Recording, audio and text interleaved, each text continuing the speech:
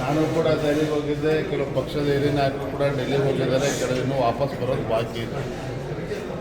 ಅದು ಬಿಟ್ಟರೆ ಆ ರೀತಿಯೇನೋ ಭಾಳ ಡೆವಲಪ್ಮೆಂಟ್ಗಳು ಆಗ್ತಾಯಿದೆ. ಅವೆಲ್ಲವೂ ಕೂಡ ಕಲ್ಪನೆಗಳು ಅಷ್ಟೇ. ನಾನು ಕೂಡ ದೆಹಲಿಗೆ ವೈಯಕ್ತಿಕ ಕಾರಣಕ್ಕೆ ಹೋಗಿರ್ತಕ್ಕಂಥದ್ದು. ರಾಷ್ಟ್ರೀಯ ನಾಯಕರನ್ನಾಗಲಿ ಯಾರನ್ನೂ ಕೂಡ ಭೇಟಿಯಾಗಿಲ್ಲ. ನನ್ನ ವೈಯಕ್ತಿಕ ಕೆಲಸಕ್ಕೆ ಹೋಗಿದ್ದೆ, ಮುಗಿಸ್ಕೊಂಡು ಬಂದಿದ್ದೆ. RSF ಅವರು ಇವತ್ತು 3 ದಿನದಲ್ಲಿ ಅಲ್ಲೇ ಇದ್ದಾರೆ.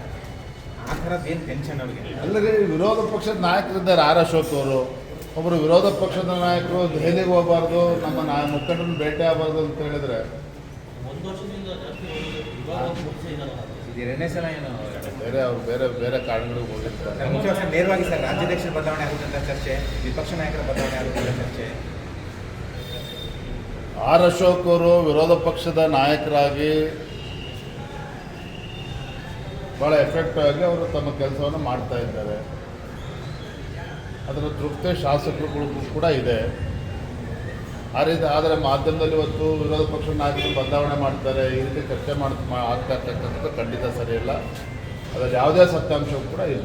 ಸರ್, ನೀವು ಪಕ್ಷದೊಳಗೆ ಅಂದರೆ ಯಾರು ಅಸಮಾಧಾನ ತೋರಿಸ್ತಾರೆ ಅವ್ರ ವಿರುದ್ಧ ಅವ್ರ ಜೊತೆ ಮಾತಾಡ್ತೀನಿ ಅಂತ ಹೇಳಿದ್ರಿ. ಬಟ್ ಪದೇ ಆ ಟೀಮಿಂದ ಸಭೆಗಳು ನಡೀತಲೇ ಇದೆ. ಯಾರು ಮುಂಚೆಯಿಂದನೇ ಭಾಳ ಅಸಮಾಧಾನವನ್ನು ತೋಡ್ಕೊಳ್ತಾ ಇದ್ರು, ಈಗ ಪಕ್ಷದಿಂದ ಹೊರಗಿದ್ದಾರೆ. ಯಾರು ಪಕ್ಷ ವಿರೋಧಿ ಚಟುವಟಿಕೆ ಮಾಡಿದ್ದಾರೆ ಅವ್ರನ್ನೂ ಕೂಡ ಪಕ್ಷದ ಹೊರಗಡೆ ಇದ್ದಾರೆ. ಇನ್ನು ಕೆಲವರು ಸಣ್ಣ ಪುಟ್ಟ ಅವರ ಅಭಿಪ್ರಾಯಗಳನ್ನು ತಿಳಿಸಿದ್ದಾರೆ. ನಾನು ಕೇಂದ್ರ ಸಚಿವರಾಗಿರ್ತಕ್ಕಂಥ ಪ್ರಹ್ಲಾದ್ ಜೋಶಿ ಅವರು ಮತ್ತು ಇನ್ನು ಕೆಲವು ಮುಖಂಡರುಗಳು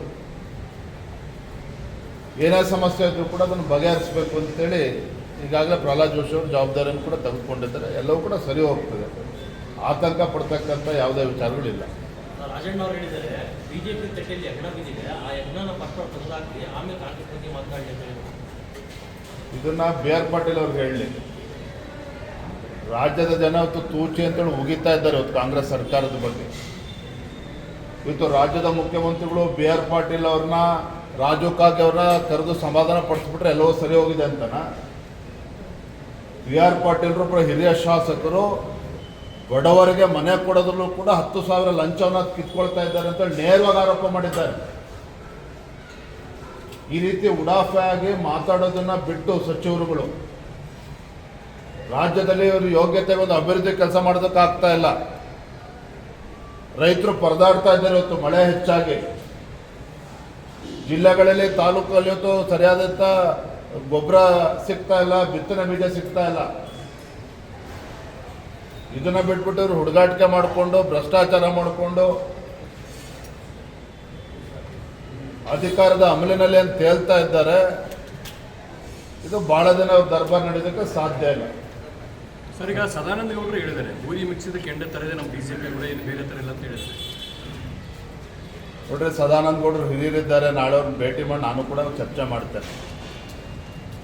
ಏನೋ ಭಾಳ ಬೂದಿ ಮೆಚ್ಚೋದು ಕೆಂಡದ ಥರ ಇದೆ, ಅದನ್ನು ನಾನು ಒಪ್ಕೊಳ್ಳೋದಿಲ್ಲ.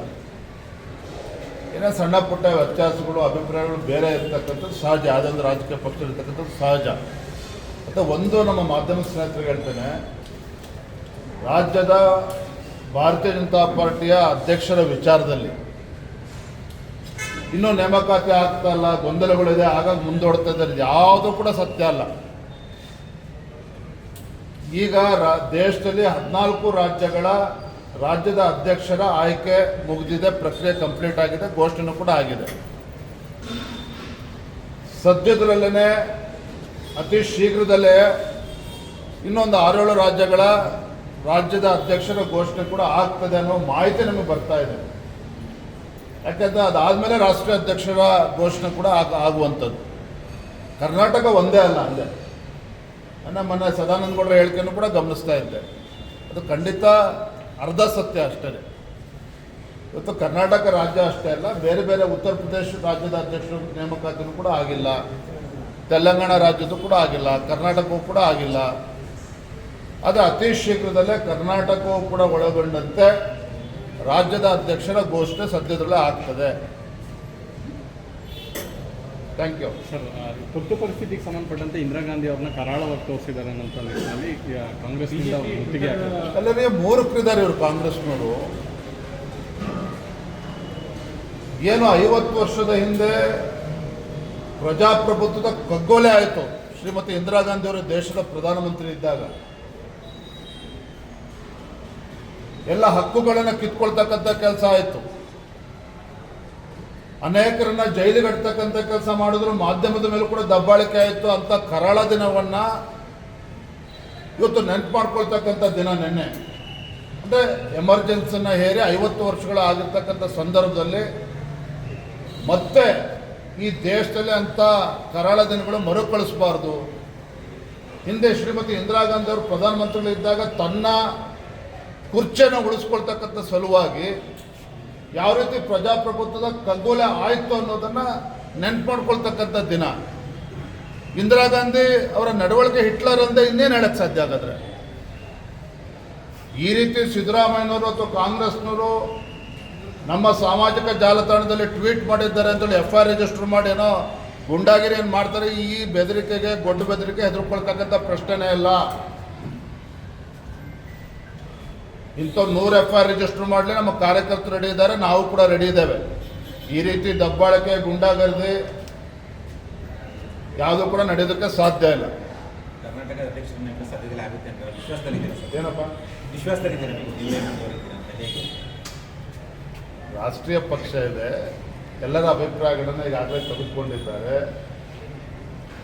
ನಾನು ಕಳೆದ 1.5 ವರ್ಷದಲ್ಲಿ ಭಾಳ ಯಶಸ್ವಿಯಾಗಿ ಕೆಲಸ ಮಾಡಿದ್ದೇನೆ, ಸಂಘಟನೆ ಕೆಲಸ ಮಾಡಿದ್ದೇನೆ ಅನ್ನೋ ವಿಶ್ವಾಸ ನನಗೂ ಕೂಡ ಸಂಪೂರ್ಣವಾಗಿದೆ, ನಮ್ಮ ಕಾರ್ಯಕರ್ತರಿಗಿದೆ, ಮುಖಂಡರು ಕೂಡ ಇದೆ.